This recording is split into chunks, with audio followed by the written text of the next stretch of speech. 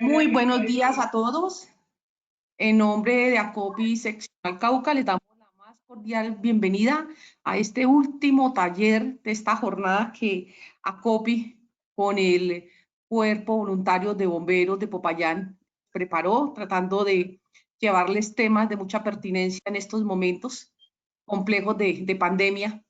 Esperamos pues haber cumplido el objetivo de todo este proceso y que hoy precisamente en esta última experiencia de dirigido y focalizado nos sirva y nos dé elementos y herramientas para ayudarnos a salir adelante. En nombre de la Junta Directiva de ACOPI Seccional Cauca, de todo el equipo de colaboradores de ACOPI, en nombre del Cuerpo de Bomberos Voluntarios de Popayán y de todo este equipo de profesionales que han estado en este proceso, les damos la más cordial bienvenida al taller Procedimientos y Protocolos de Seguridad. Vamos a hacer la construcción de estos protocolos de bioseguridad. Quiero comentarles que hoy nos acompaña Germán Andrés Orozco. El doctor es técnico profesional en atención prehospitalaria, también es abogado, tiene una experiencia en promoción y prevención, 7 años como asesor en diferentes ARL y 4 años externo del Cuerpo de Bomberos Voluntarios de Popayán. Como se han dado cuenta, todos nuestros orientadores han sido con mucha experiencia, tienen la capacidad de guiarnos oportunamente y de guiarnos con el conocimiento de los temas para que tengamos esas herramientas que necesitamos.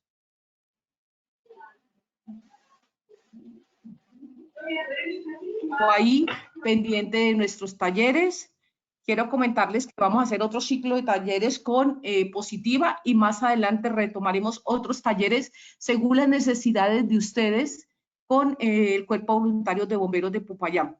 Es importante que en el chat nos escriban qué talleres requieren, qué temas se sienten flojos.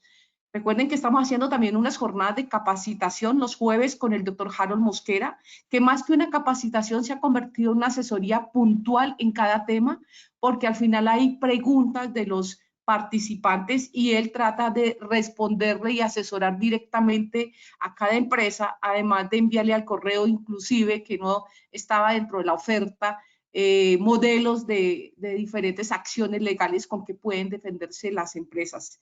Esto ha sido de gran ayuda para nuestros empresarios en este momento donde todos tenemos que luchar por permanecer juntos para salir adelante y solo lo logramos así, estando juntos, articulados, estando pendientes de lo que hacemos los gremios. ACOPI trata y se enfoca básicamente a ayudar a que sostengamos esta situación, a hacer mucha presión ante el gobierno nacional para la toma de las diferentes decisiones, a trabajar de la mano del gobierno municipal y departamental, precisamente buscando opciones, y ese básicamente creo que es la principal misión de los gremios, ser los voceros de la MIPYME de Colombia, en este caso la del Cauca, frente a sus intereses. La situación no es fácil para nadie, porque eso es un tema global, es un tema mundial, solo se requiere esa persistencia, el aguante, y seguro que esto se tiene que convertir en grandes oportunidades para las empresas. Hay que seguir adelante, confiados y todos juntos. Esa es la invitación de ACOPI Seccional Cauca y agradecemos, reiteramos este compromiso de ACOPI con el Cuerpo Voluntario de Bomberos de Popayán y esperamos que se cumpla el objetivo de esta charla hoy. Mil gracias, bienvenido, doctor Germán Andrés Orozco. Buen día. Bueno, muy buenos días para todos, muchas gracias. Bueno, no siendo más, demos inicio pues a nuestro tema para el día de hoy. Como lo decía la doctora, pues el tema que vamos a tratar será enfocado a los protocolos de bioseguridad, la construcción de esos protocolos sanitarios para poder pues, dar un buen inicio de labores y pues, sobre todo proteger tanto a los trabajadores como también pues proteger a nuestros clientes y usuarios. Bien, muy bien. Siempre inicio pues con este tema, con algo importantísimo, con ese marco constitucional que es la guía, que es el norte que debemos tener en todo momento. todo lo que debamos construir, todas las guías, todos los protocolos, los procedimientos, y vamos a construir un instructivo, un formato, todo debe tener un enfoque. Y este enfoque va a ser principalmente el de procurar un cuidado integral de la salud de las personas y de la comunidad. Bien, es una directriz, es un deber constitucional que tenemos, que está plasmado en el artículo 49 de la Constitución Política de Colombia, y de ahí vamos a ver que se desprenden pues normas del Sistema General de Seguridad Social en Salud y obviamente pues también normas del Sistema General de Riesgos Laborales. Bien, entonces eso tenerlo como un norte en todo momento y en todas las acciones que realicemos en materia pues de seguridad y salud en el trabajo, y en este caso puntual en materia de protocolos de bioseguridad. Bien, otro aspecto allí importante es pues que, digamos, tenemos unos derechos fundamentales establecidos en la Constitución, como es el derecho a la libre circulación, que en este caso pues se ha visto un poco restringido, una restricción pues que se ha, o que ha elaborado el gobierno, sobre todo porque prima la protección del interés público, porque prima el orden público y en este caso porque prima la salud pública. Bien, entonces es importante pues tener también en cuenta ese aspecto. ¿Ya? Con respecto a la resolución o a las normas específicas frente a protocolos sanitarios, yo todos los días hago el ejercicio de revisar la página del Ministerio de Salud para ver qué ha salido. Digamos, la principal guía que tenemos en este momento pues es la resolución 666 del 2020. Esa va a ser aplicable absolutamente a todas las actividades económicas, salvo el sector salud. Salvo salud, todas las demás tienen que aplicar. Pero también va a ser importante tener en cuenta las normas que hayan salido. Entonces ahora vemos en la construcción, en el paso a paso que debemos tener en cuenta para la construcción del protocolo, en qué momento tenemos en cuenta estas normas. Todos los días salen normas, hasta hace unos 20 minutos antes de que empezara la conferencia, revisé en la página del ministerio. Esto es lo último que tenemos, ya son casi 30 resoluciones específicas por actividades económicas, y en algunas pues tenemos también circulares y circulares conjuntas. Otro ejemplo pues también de dónde podemos tomar como referencia es de los lineamientos. Sin embargo, pues esos lineamientos, hasta que no los definan obligatorios a través de una norma, pues no serán aplicables obligatoriamente, y el que tenemos en este momento fueron los lineamientos que sacó el Ministerio de Educación frente a la alternancia en el inicio pues, de las actividades. Sin embargo, pues en su momento seguramente saldrá una norma. Bien, muy bien. ¿Qué es lo que buscamos? Bueno, ¿qué se debe tener en cuenta? Que siempre que sea posible se deben llevar a cabo o se deben continuar con las actividades de trabajo remoto o actividades de trabajo en casa. Bien, que los trabajadores que se presenten a los centros de trabajo, a los lugares de trabajo, sean los estrictamente necesarios para continuar operaciones. Bien, tenemos que evitar pues esa aglomeración que se nos puede generar en ciertos lugares, sobre todo en el transporte público. Bien, y que esto ha venido ya presentando alguna dificultad. Por ejemplo, hay muchas personas que viven en el municipio de Quindío y trabajan en Popayán, y pues como los buses ya no pueden venir a su máxima capacidad, eso pues genera también unas pérdidas para el sector transporte, pero pues también hace difícil que a medida que se van reactivando más empresas, más sectores económicos, se tenga que desplazar más gente y no hayan los buses suficientes para estas personas. Entonces es importante que todos participemos, todos colaboremos en esa acción de evitar al máximo desplazarnos al lugar de trabajo y hacer lo que más podamos por continuar con ese trabajo remoto o trabajo en casa. Bien, esto es una directriz que nos la trae la resolución 844, que extendió la emergencia sanitaria hasta el 31 de agosto, y pues también está plasmada en el artículo 6 del decreto 749, pues que sus efectos iban inicialmente hasta el mes de junio, pero pues el gobierno nacional en este momento los prorrogó hasta el 15 de julio. Bien, entonces, mientras dure esta emergencia sanitaria, debemos hacer todo lo posible por continuar las labores a través de trabajo remoto, trabajo en casa. Y tenemos que estar muy pendiente de normas que salgan al respecto, ¿no? Hace poco vi una entrevista que le decían al ministro de Trabajo y él decía que va a sacar algo puntual para reglamentar el trabajo en casa, que también ha generado ciertas dificultades pues, en algunas personas, ya no tanto de conectividad, bueno, aquí en Popayán, por ejemplo, no tanto de conectividad, sino de los tiempos que están gastando los trabajadores. Pero bueno, ya será un tema del que tendremos que estar pendientes en el día a día. Bueno, muy bien, entonces para entrar directamente a la construcción de los protocolos sanitarios, les voy a presentar este flujograma. Este flujograma que nos permite o que nos ayuda a tener en cuenta cuál es el paso a paso que yo debo seguir en el momento que vaya a construir el protocolo sanitario. Esto para cualquier organización. Bien, cualquier actividad económica, salvo salud, pues que salud, digamos, tiene sus protocolos, siempre ha tenido protocolos y lo que tiene que hacer ahora es ser mucho más estricto con esos protocolos, bien, pero siempre los han tenido. Conversaba con una compañera que es odontóloga y ella me decía, no, es que lo que me toca hacer en este momento yo ya lo venía haciendo, sino que tenemos que empezar a ser más exigentes con el cumplimiento de esos protocolos, porque a veces digamos que nos piden hacer una serie de pasos que demoran, hacen que se demoren más los procesos.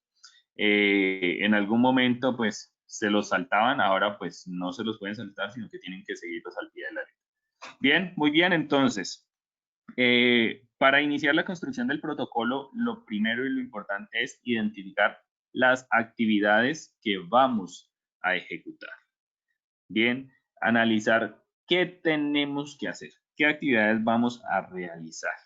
Bien, si vamos a prestar un servicio presencial, si vamos a hacerlo a través de domicilios, si vamos, hace poco me reuní con una empresa y decía que para hacer la entrega, para que los clientes entren a su empresa le queda un poco difícil porque tienen que pasar por varios controles y eso va a demorar más los procesos. Entonces va a establecer a alguien en una bicicleta que entregue los pedidos, bien, dentro de un espacio pequeño. Entonces son actividades que tenemos que empezar a analizar en la prestación del servicio. ¿Qué me involucra? ¿Qué actividades me involucra? ¿Qué van a tener que ejecutar los trabajadores? Bien, y esto pues me va a servir para yo explorar alternativas. ¿Qué actividades puedo realizar con el fin de disminuir la exposición, de disminuir la interacción entre mis clientes y mis trabajadores?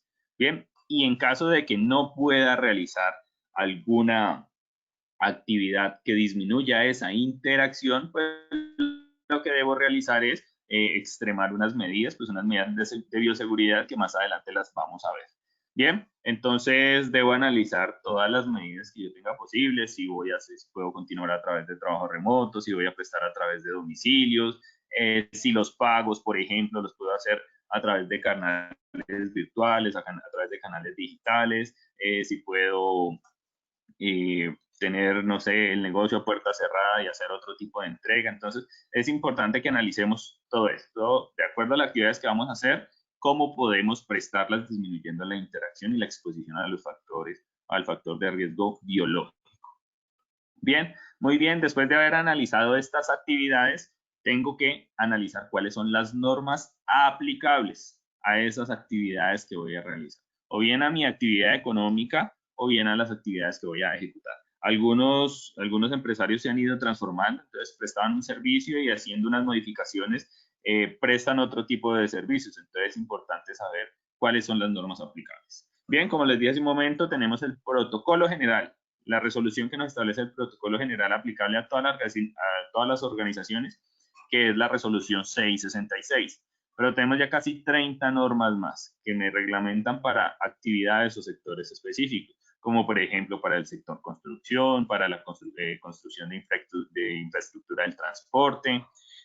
Tenemos también normas para el sector comercio, entonces una que le aplica al centro comercial, otra que le aplica a los restaurantes, que salió recientemente, salió hace muy poco, que fue la resolución 1050, y donde dice pues que ya se va a hacer unas pruebas pilotos frente a la apertura de restaurantes, por ahora en ciudades o en municipios que no presenten casos todavía. Bien, entonces es importante que analicemos muy bien todo eso, cuáles son esas normas que yo puedo tener y que me van a ser aplicables. Bien, en primera oportunidad, lo que me ha dicho el gobierno es que aplico la 666 y luego analizo la particular.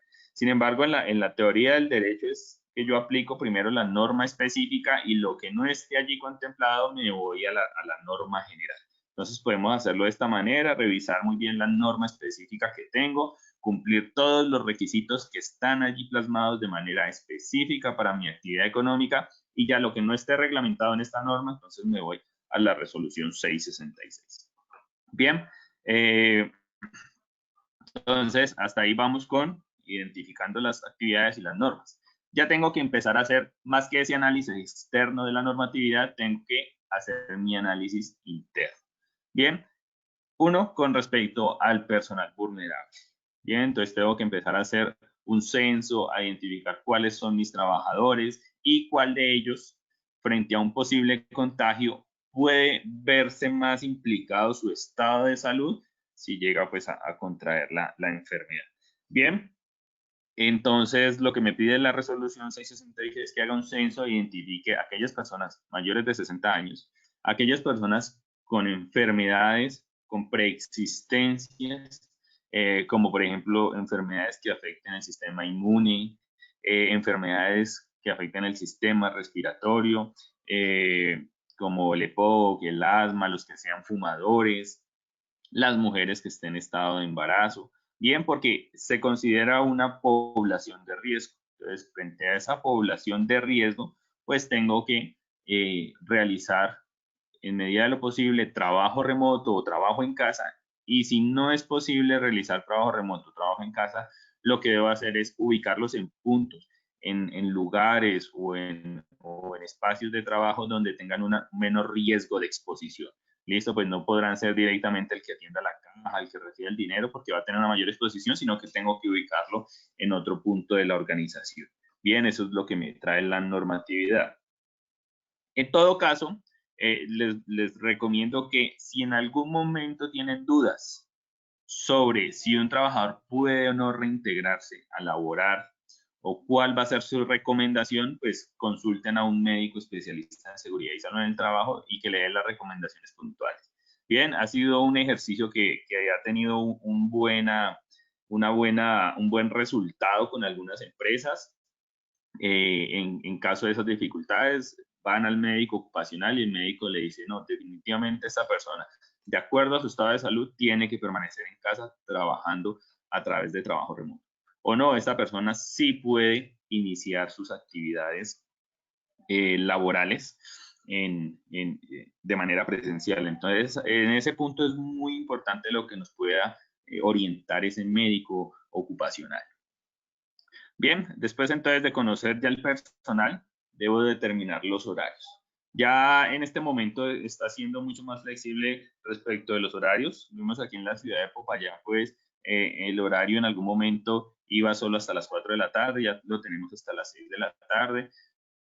Pero sin embargo, pues si estamos conectados de otros municipios o de acuerdo a las actividades económicas, es importante que revisemos las autoridades locales que han dicho frente a los horarios que se pueden manejar o en los que se puede atender. Bien, esto pues aquí en Popayán ya observamos que, por ejemplo, el pico y cédula se extendió hasta las 6, antes era solo hasta las 4, y la limitación de los lugares estaba pues la atención solo hasta ese horario, hasta el horario del pico y cédula. Bien, sin embargo, pues ya se van extendiendo, hay que tener en cuenta que algunos fines de semana, como pasó en los festivos que hubo hace unos días, establecían un toque de queda, evitaban la movilidad, restringía la movilidad, entonces es importante analizar todos esos aspectos. Bien, y ya frente al personal o frente a mi prestación de servicios, tengo que analizar si es necesario que yo haga una rotación de turnos o que establezca horarios diferentes de atención. Bien, recordemos que una de las necesidades importantes en este momento es evitar la aglomeración de personas en espacios públicos, en el transporte público. Entonces, si todas las empresas de Popayán decidieran que su personal va a entrar a trabajar a las 8 de la mañana, pues esto nos va a generar más o menos a las 7:30, 7:40 aglomeración en muchos espacios. Por eso es importante que analicemos, quizás podamos algunos empezar a las 9 de la mañana, o quizás otros puedan empezar a las 6 de la mañana, qué sé yo, a las 7, a las 8, entonces establecer como distintos horarios, teniendo en cuenta esa aglomeración de personas que se nos puede presentar en la ciudad de Popayán, bien, o en las ciudades de donde estén conectados. Igual con la salida, igual con el tiempo de salida, pues que no se nos vaya a acumular a las 6 de la tarde muchas personas en esos medios de transporte. Bien, y internamente, frente a los tiempos de descanso, podemos tomar como ejemplo las empresas que trabajan de 8 a 12 y de 2 a 6. Las empresas por lo general tenían su hora de descanso, la hora de tomar el café, de la pausa activa, a las 10 de la mañana. O en la tarde a las 4 de la tarde. Bien, entonces todos los trabajadores se iban, conversaban, se tomaban su café. Pues en este caso va a ser importante que establezcamos horarios distintos de descanso para evitar la aglomeración en esos cafetines, en las áreas de descanso que pueden tener al interior de cada empresa. Bien, y establecerlo puntualmente con nombres, con grupos,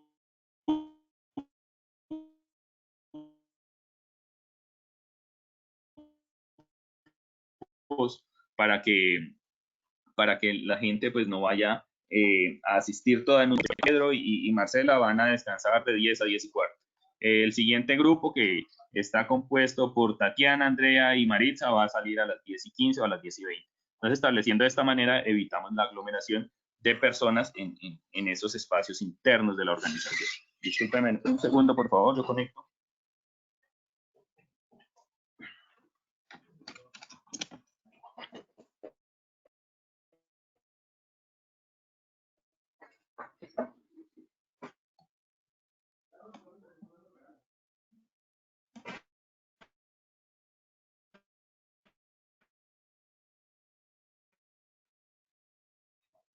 Bien.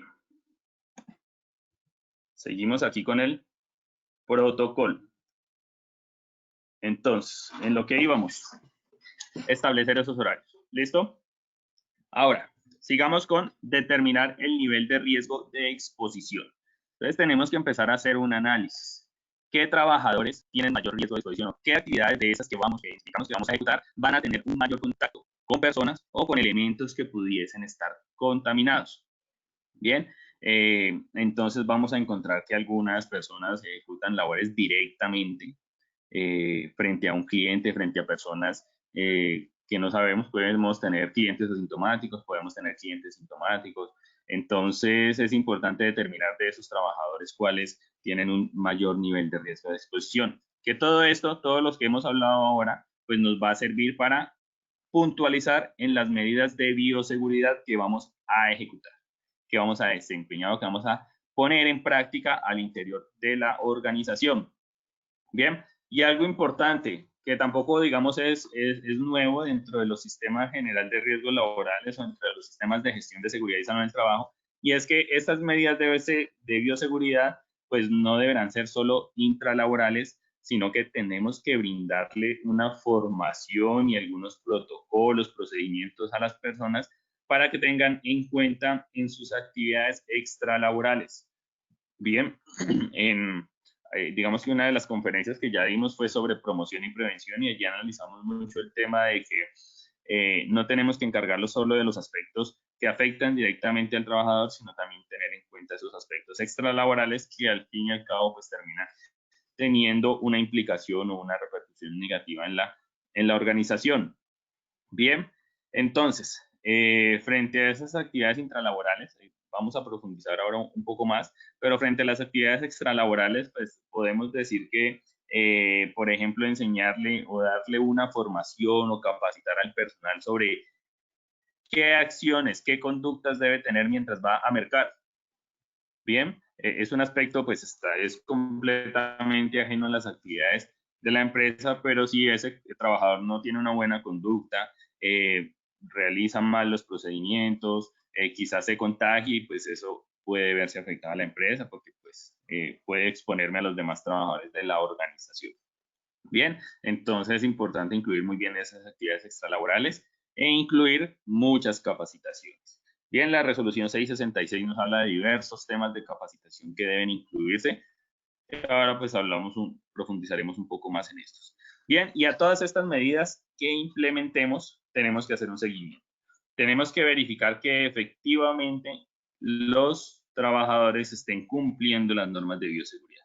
Esto de aspectos tan sencillos como que la gente utilice muy bien su tapabocas, que ese tapabocas no vaya a estar por debajo de la nariz o que algunos se lo ponen en el mentón, no, sino que cumplan las normas, que si va a ser el manejo de residuos, que hace poco en una empresa un trabajador manipulando los residuos, que son residuos potencialmente contaminados, con las manos sin guantes, y la recomendación allí es que utilice guantes. Entonces tenemos que hacer un seguimiento de ese tipo de actividades, bien, de todas las medidas de bioseguridad que implementemos. Y lo que me piden, incluso lo que me pide la Secretaría Municipal de Salud cuando visita las organizaciones, es que yo demuestre que estoy haciendo un seguimiento a esas medidas de bioseguridad, bien, a través de listas de chequeo o a través de la inspección con observación directa. Entonces puedo utilizar diversas estrategias, pero siempre tienen que quedar registradas. Bien, el siguiente punto entonces es hacer un seguimiento al estado de salud, establecer los mecanismos a través de los cuales vamos a hacer ese seguimiento al estado de salud. Algunas administradoras de riesgos laborales ya tienen en sus plataformas, en sus páginas, unas encuestas que diariamente se tienen que realizar.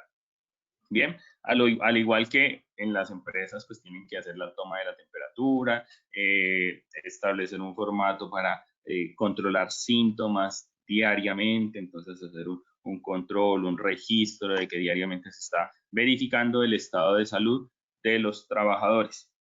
Bien, y lo que siempre nos repite el presidente es que en ningún caso, en ninguna empresa puede estar laborando alguien que tenga síntomas respiratorios, que tenga gripe, por ejemplo, no puede estar, debe estar en casa. Entonces es muy importante establecer ese mecanismo para hacer el seguimiento al estado de salud, decirle al trabajador que si presenta síntomas, se abstenga de presentarse al lugar de trabajo y pues que inicie oportunamente el reporte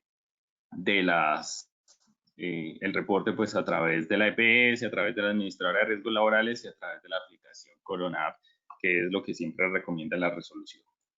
Bueno, y por último, tenemos que definir la actuación o qué vamos a hacer si alguno de los trabajadores presenta sintomatología. Bien, puede que estamos en el lugar de trabajo, entonces en el lugar de trabajo esta persona empieza a tener tos, bien, o presenta fiebre. ¿Cuál va a ser el paso a paso que tenemos que seguir allí? Bien, entonces, de manera general, digamos, esto es lo que tenemos que tener en cuenta para poder ejecutar o para poder diseñar los protocolos de bioseguridad. Bien, vamos a hablar algunos puntos específicos sobre ya las medidas de intervención y control. Bien, en esos protocolos es importante que asignemos responsabilidades. Responsabilidades que en el Sistema General de Riesgos Laborales, en los sistemas de gestión deben ser a todos los niveles, pues en estos protocolos de bioseguridad también debemos asignar funciones a todos los niveles de la organización.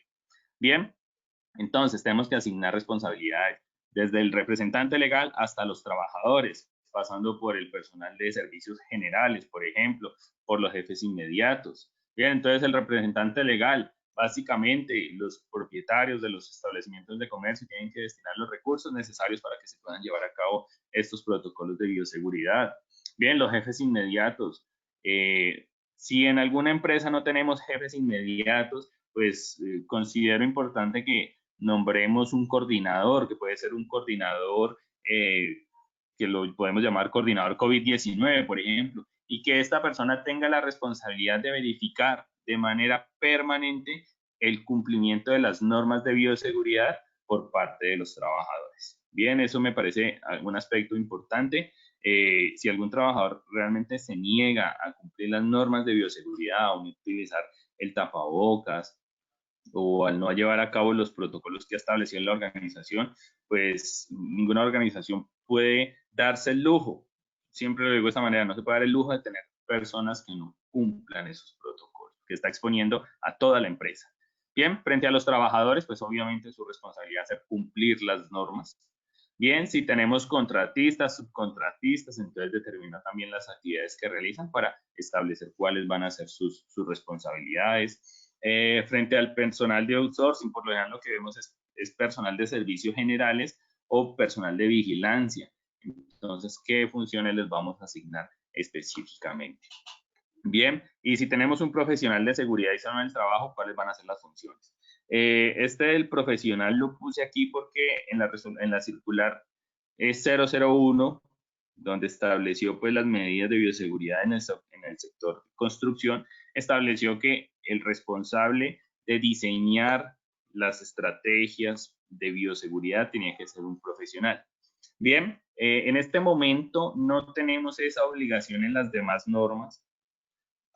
No nos ha dicho que los protocolos tenga que hacerlos un profesional en seguridad, un técnico, un tecnólogo. Sin embargo, si tomamos las normas del Sistema General de Riesgos Laborales, pues vamos a tener que todo lo que tiene que ver con seguridad y salud en el trabajo tiene que ser diseñado por personal idóneo.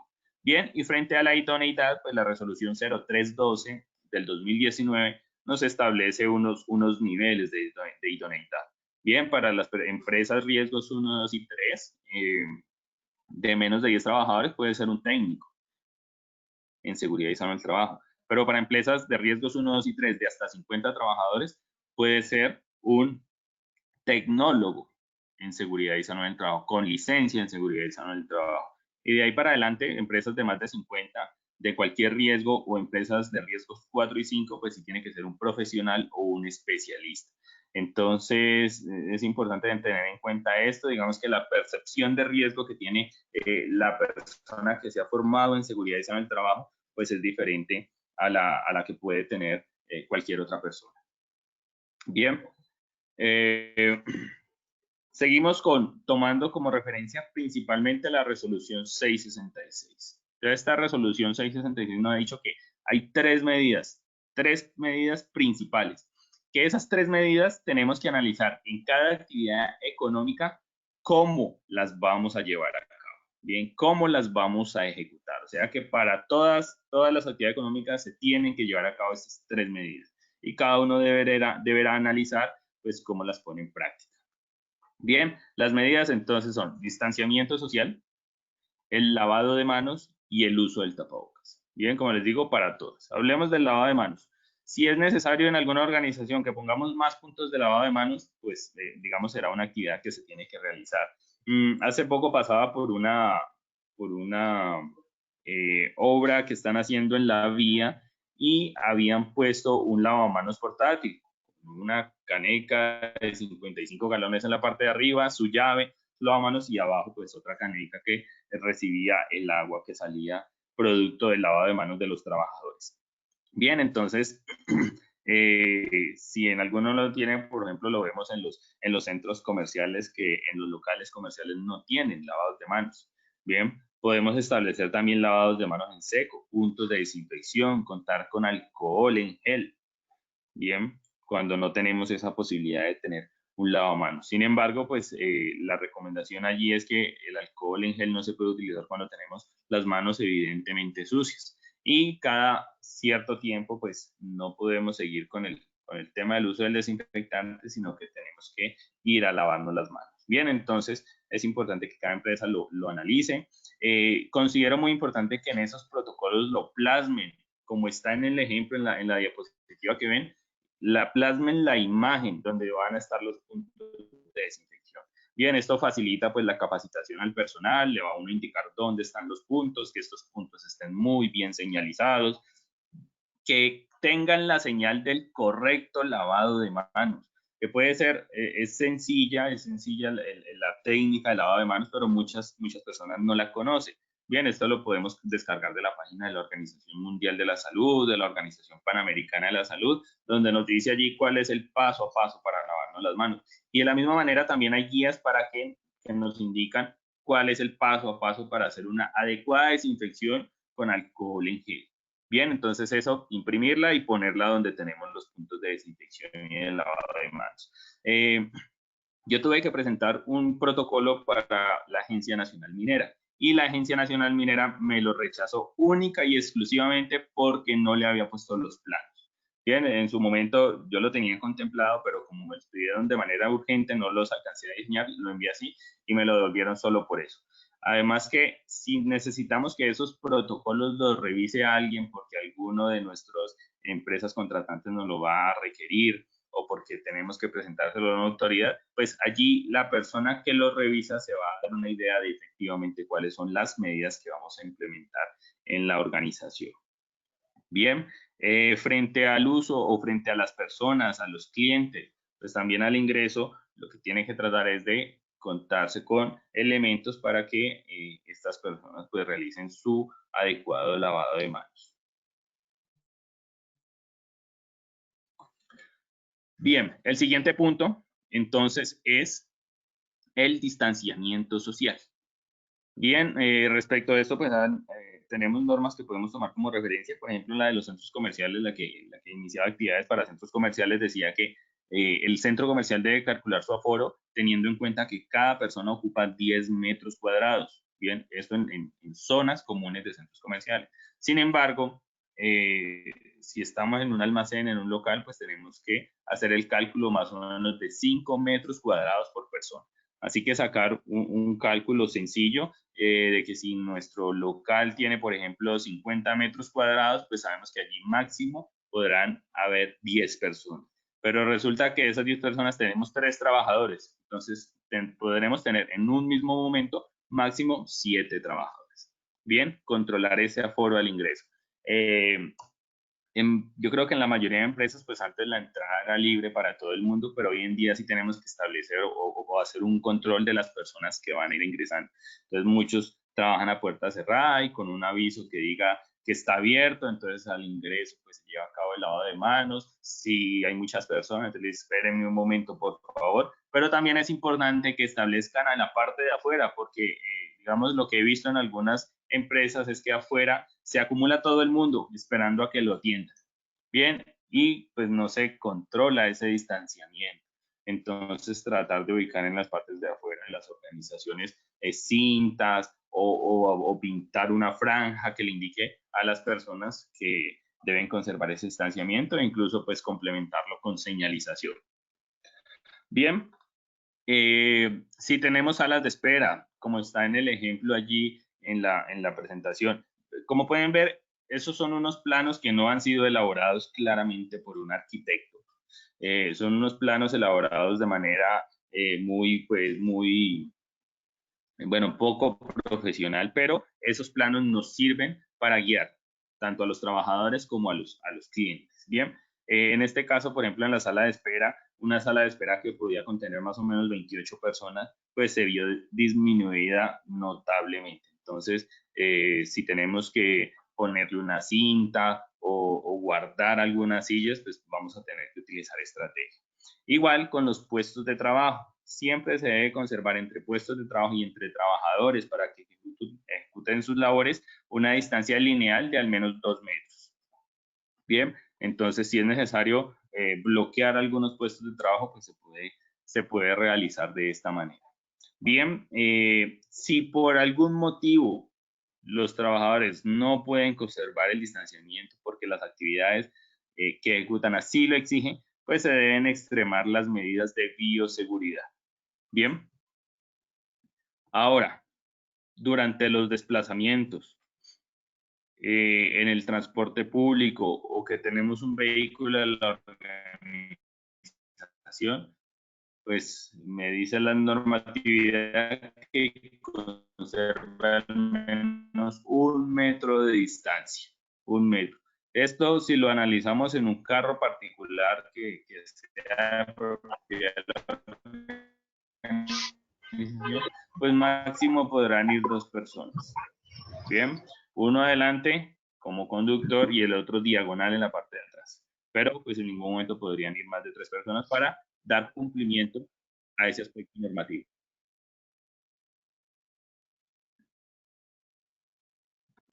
Dije la resolución 666 es el uso del tapabocas.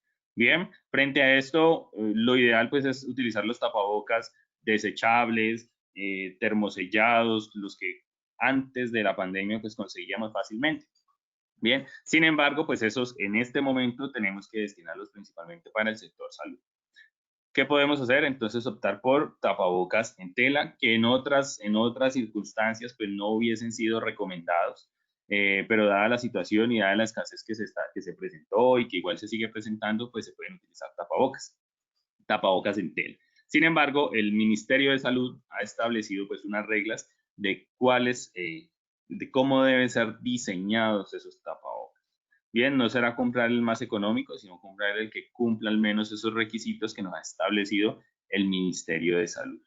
Bien, importante verificar de manera capacitar a los trabajadores de cuál es el uso correcto de esos tapabocas, de cuál es la disposición final, de que si tenemos desechables, cómo los botamos, que si tenemos de tela, cómo es el lavado. Bien, entonces garantizar en todo momento ese correcto uso del tapabocas. Y eso va a ser en toda parte. De que salgamos de la casa deberíamos tener un tapabocas, tenerlo bien pues. Bien, y analizar y determinar si va a ser necesario, de acuerdo a esos niveles de riesgo de exposición, de otros elementos de protección personal.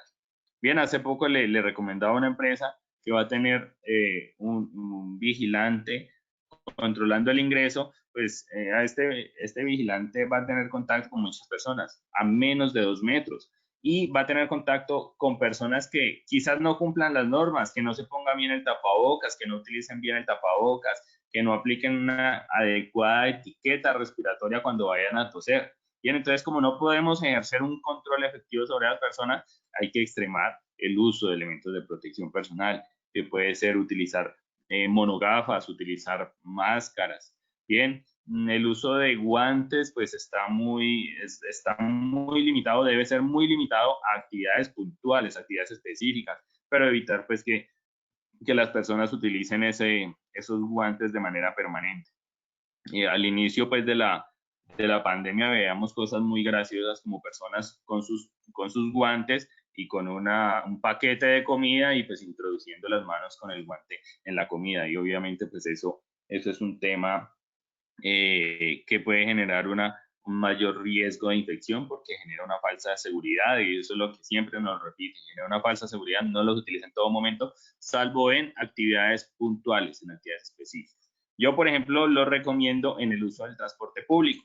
Bien, el uso de los guantes en el sector salud es obligatorio siempre que vamos a tener contacto con un paciente porque ese paciente está potencialmente contaminado. ¿Cierto? En este caso, haciendo un poco la analogía con el sector de salud y el medio de transporte, pues en los buses, en los taxis, vamos a tener contacto con las barras, con muchas superficies que pueden estar contaminadas. Entonces, antes de subirme yo debería colocármelos y tan pronto me baje del bus, pues quitarme los guantes con una técnica adecuada. Bien, muy bien. Frente al cronograma de capacitación, entonces la normatividad me dice que yo debo capacitar a los trabajadores en aspectos generales del COVID-19. Bien, estos aspectos generales que deben incluir las formas de transmisión.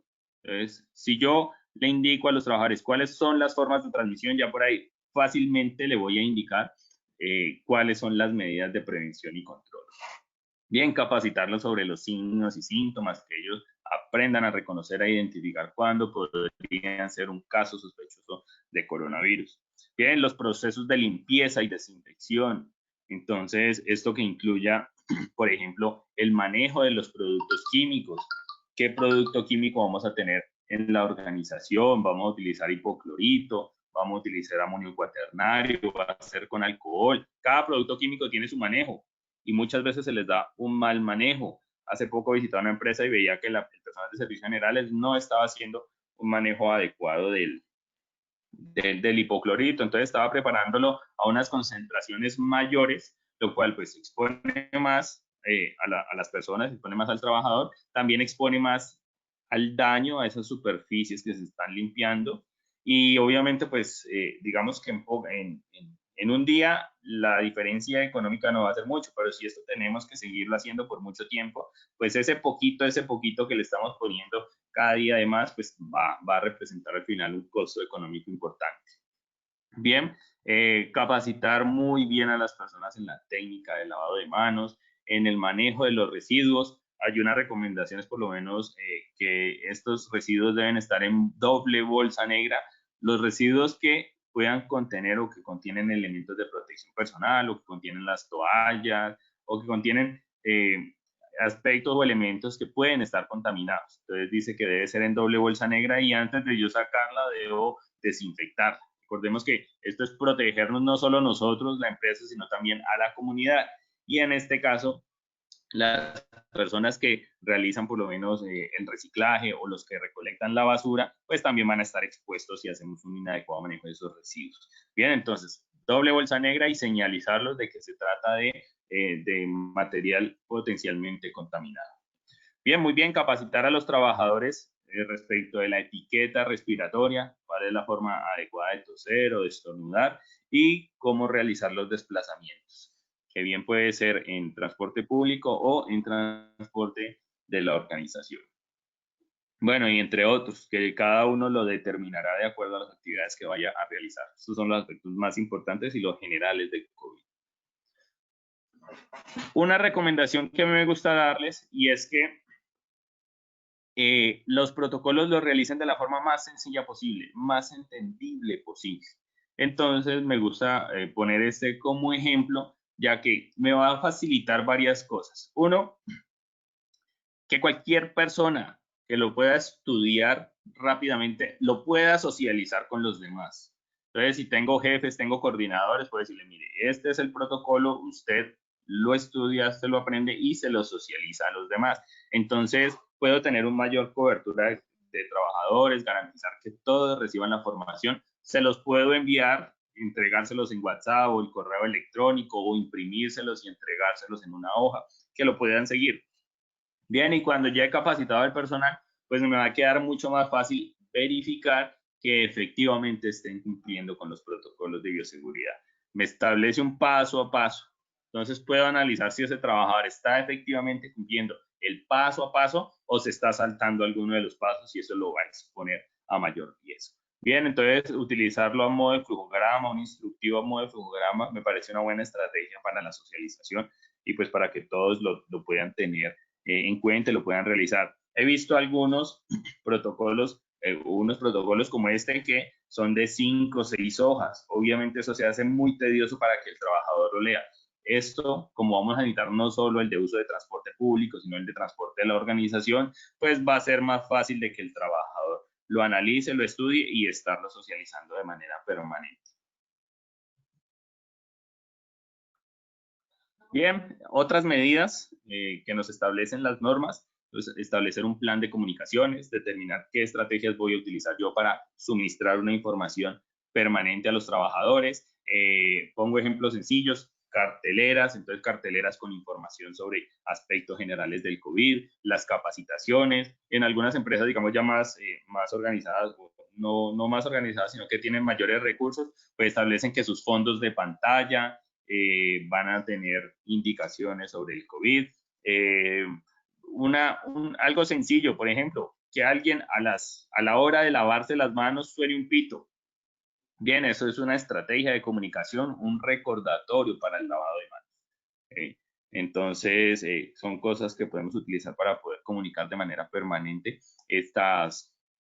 en los aspectos del COVID. Bien, la limpieza y desinfección.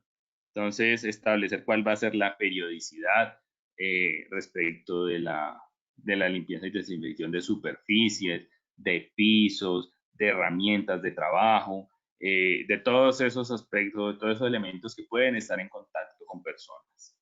Bien, muy bien, la vigilancia en salud, que ya lo hablamos al final del protocolo, que es la estrategia que vamos a utilizar entonces para hacer ese seguimiento permanente del estado de salud de los trabajadores. Algo que había olvidado, incluso nos dice la normativa que debemos vigilar la salud de los trabajadores que están en trabajo en casa. Bien, entonces, como les decía, a través de las ARLs tienen sus plataformas para hacer ese seguimiento y si no a través de un correo electrónico que envíen diariamente. Las alternativas de organización, los turnos, los descansos. En algunas empresas se pueden establecer incluso que la persona se presente solo 2 días a trabajar en la organización y otros 3, 4 en su casa. Entonces, establecer eso, determinar de acuerdo pues a las actividades que ejecute cada uno, si puede realizar ese tipo de actividades. Otro aspecto, la interacción con terceros, la recepción de insumos y productos. Si yo voy a recibir elementos, materia prima, cuáles van a ser mis procesos de desinfección, cómo voy a llevar a cabo esa limpieza, cómo garantizo,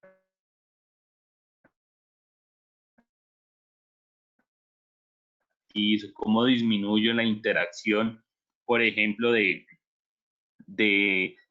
facturas, si puedo establecer que las facturas me las envíen al correo electrónico. Entonces, establecer otras estrategias para disminuir la interacción y el intercambio de elementos.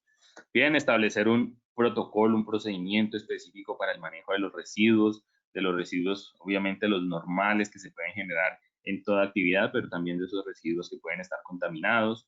El manejo de las situaciones de riesgo, cómo vamos a prestar los primeros auxilios. En este momento, pues las estrategias para prestar los primeros auxilios son completamente diferentes. Entonces, debemos tener en cuenta ese aspecto de si tenemos una persona, por ejemplo, que presenta dificultad respiratoria y entra en un paro respiratorio, ¿cuál va a ser el manejo? ¿Cómo vamos a atender ese paciente? Bien, igual pues que si el paciente no está complicado, no tiene no ha sufrido ningún evento que pueda poner en peligro su vida, pero pues presenta sintomatología, entonces, ¿qué manejo le vamos a dar? Frente a algunos sectores económicos y puntualmente exige que se hagan bases de datos para un cerco epidemiológico. Entonces, si en algún momento llegamos a tener un caso confirmado en alguna empresa, tenemos que establecer o diseñar un listado de todas las personas que estuvieron en contacto con esa persona durante los últimos 14 días.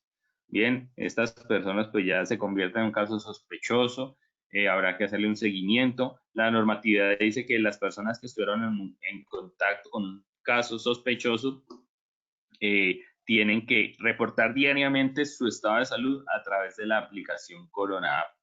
Bien, es algo que ha establecido allí la resolución 666.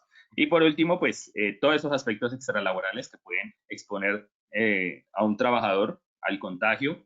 Entonces, brindar formación y brindar estrategias para que estas personas no vayan pues digamos, no vayan a adquirir ese virus por fuera de la organización y luego afecten la organización. Bien, muy bien. Digamos que pues esos son los aspectos importantes, supremamente importantes del diseño de los protocolos de bioseguridad. Si les parece bien, pues a partir de ese momento podemos abrir sesión de preguntas. Sí, Germán, muchísimas gracias, de verdad muy valiosa esta charla, muy importante las recomendaciones que nos está dando. Les indicamos a todos que pueden presentar sus preguntas por escrito, pues para que sean resueltas en el panel.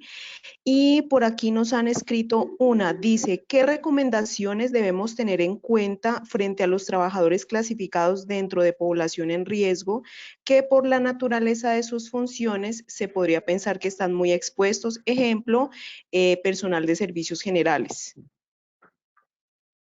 Ya, bueno, esto, digamos que siempre lo que nos trae la normatividad es priorícelo para trabajo en casa. Obviamente, frente al tema de servicios generales, no es posible que lo haga desde casa.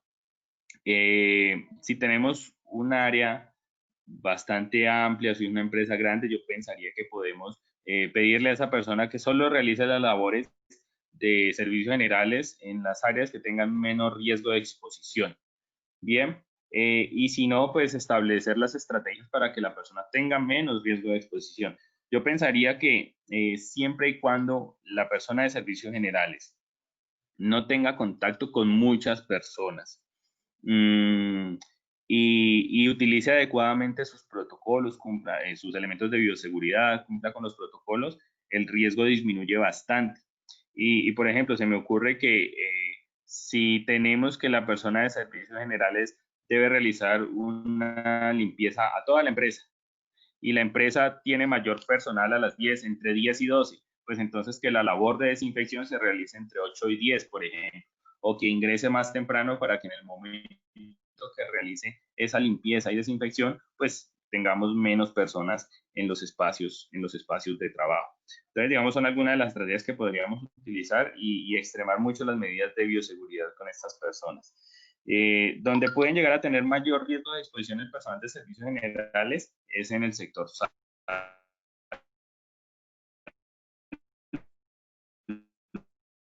salud.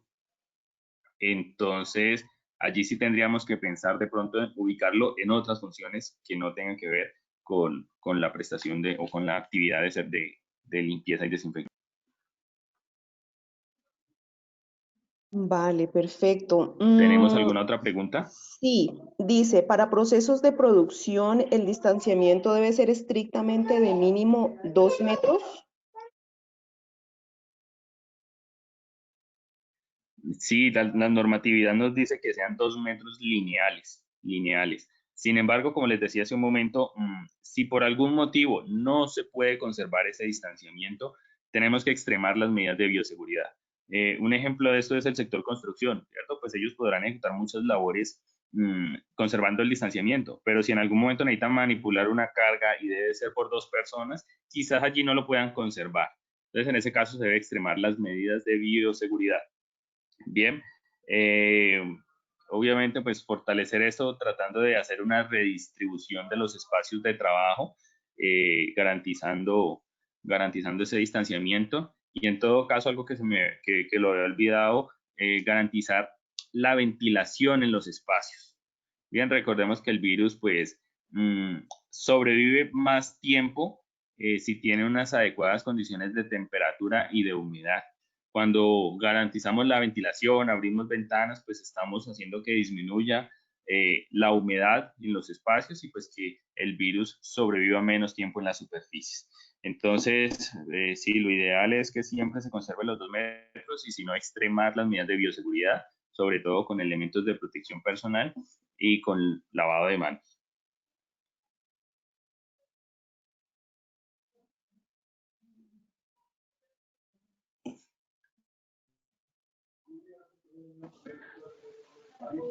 ¿Alguna pregunta más?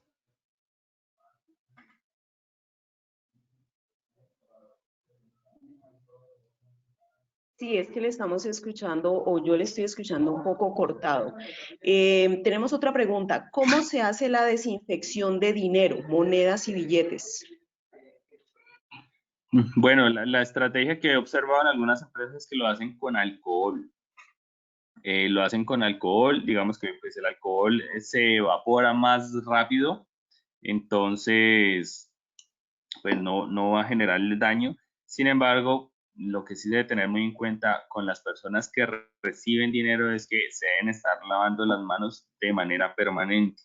Lo ideal es que cada vez que tengan contacto con dinero se laven las manos. Yo sé que esto se puede convertir en algo complicado, toda vez que pueden tener mucho contacto o muchos contactos durante el día, pero se debe hacer pues en la mayor cantidad de tiempo posible. Algunos han optado por ponerles lavamanos al lado de donde tienen la caja. Entonces es una buena estrategia y si no, pues el alcohol en gel de manera permanente cada vez que reciban dinero y el lavado de manos puede ser cada hora, cada 45 minutos. Bueno, tenemos otra pregunta. En un aula taller de gastronomía donde hay estudiantes, personal docente, asistentes, ¿cuál es el tiempo prudente de una práctica? Bueno, más que el tiempo prudente de la práctica, digamos que una práctica puede llegar a ser de toda una mañana, es sobre todo controlar el aforo de las personas, que haya la menor cantidad posible de estudiantes en un mismo momento. Allí podríamos tener en cuenta que se debe garantizar al menos 5 metros cuadrados por persona. Entonces yo pensaría que más que el tiempo, es importante eso, el control del aforo y si las actividades tienen que ejecutar en esas prácticas, donde no se pueda conservar el distanciamiento, igual extremar pues, las medidas de bioseguridad con el uso de los elementos de protección personal.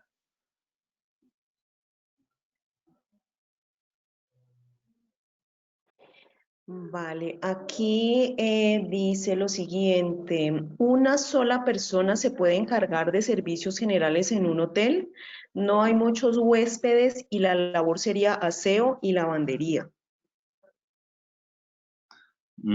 Bueno, esto sí sería más un aspecto de que debería revisarse al interior de la organización, pues sobre la cantidad de elementos que tenga que realizar. Se puede hacer un estudio de tiempos, saber, hacer un análisis más o menos de cuántas colchas, cuántas sábanas tienen que lavar durante un día, cuánto se demora haciendo, para evitar sobrecargar a esa persona. Entonces no podríamos dar una respuesta absoluta de que sí, una sola es suficiente, sino que pues ya va dependiendo de qué tanta demanda tengan de trabajo. Eh, ese aspecto, pues sí puede que en un principio sea suficiente, ya que hay pocas o en este momento puede haber pocas personas que estén haciendo el uso del hospedaje, pero a medida que vaya aumentando, pues puede incrementarse el trabajo. Entonces, para evitar sobrecargar laboralmente a esa persona, es importante hacer un análisis permanente de los tiempos y en todo caso tener muy en cuenta la participación de los trabajadores, puede tener en cuenta su punto de vista.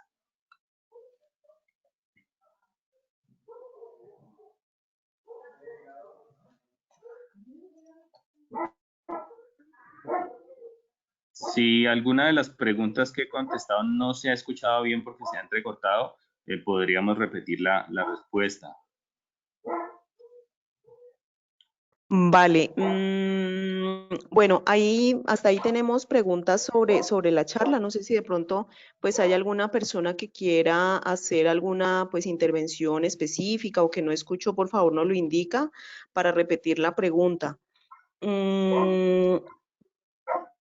A todos les indicamos, estos talleres han quedado grabados, se les ha estado enviando a los correos electrónicos registrados pues cada uno de los videos. Si alguno ha tenido dificultad o no lo ha recibido, por favor nos lo puede hacer saber al correo electrónico. Lo voy a dejar en el chat para que si alguno pues requiere que se lo reenviemos.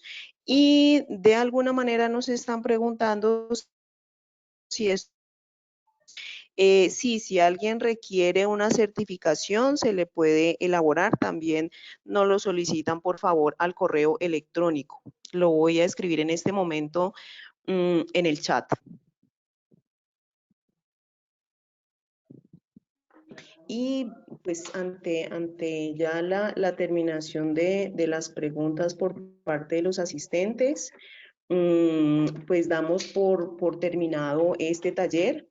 Les recordamos que con este damos cierre a los 5 talleres programados por ACOPI Seccional Cauca en alianza con el Cuerpo de Bomberos Voluntarios de Popayán. Este pues fue un convenio que ha permitido poder a los empresarios, a los profesionales, a todos estos procesos para, pues, digamos, hacer más fácil el trabajo de productiva, que pues no es fácil, muchos protocolos, muchas normas que a veces pues no comprendemos bien. Y la verdad es que esta charla de hoy ha sido pues bastante interesante, muy comprensible con algunos temas. Entonces, pues nada, les agradecemos muchísimo a todos por su valiosa participación. Bueno, por aquí nos están escribiendo, pero es sobre otros temas. Agradecemos a usted, Germán, pues, por compartir con nosotros sus conocimientos, todas esas recomendaciones para este proceso de reactivación. Un agradecimiento y un reconocimiento muy especial al Cuerpo de Bomberos Voluntarios de Popayán, pues por haber accedido a este convenio, y pues esperamos seguir apoyándolos a todos en todo este proceso. Desde ACOPI Seccional Cauca reciban un abrazo fraterno, muchos éxitos y muchas bendiciones.